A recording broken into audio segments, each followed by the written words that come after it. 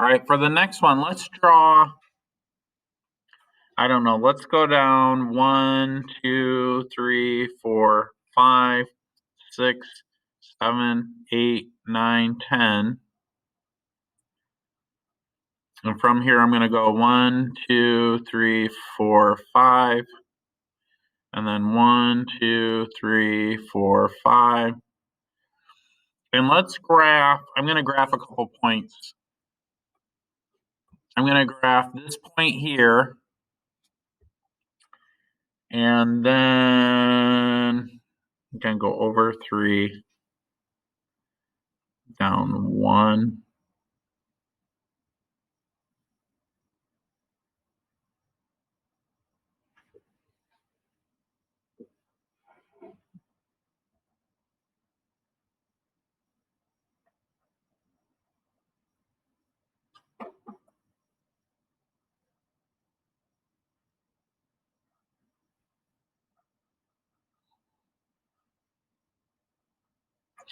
And so the question is, what is the slope of this line?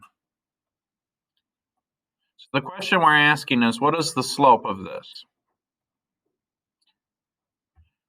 Well, the slope of this is just going to be the rise over the run.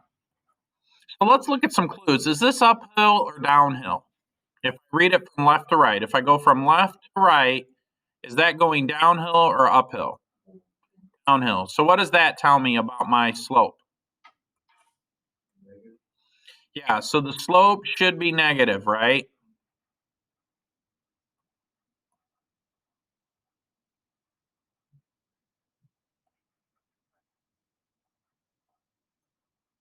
All right.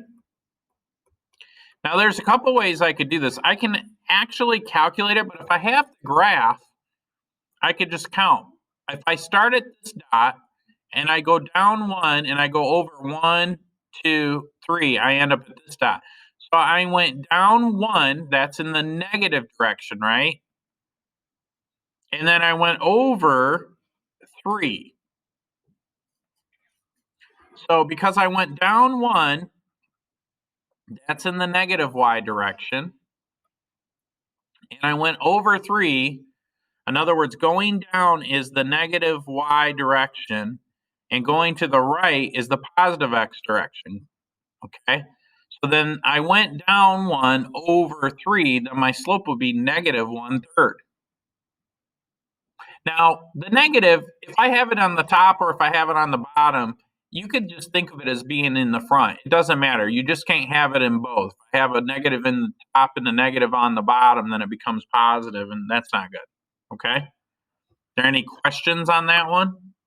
So if you have the graph, the only thing you got to do really is just go through it and count how many steps you go up or down and over, and then plug that in. Does that make sense?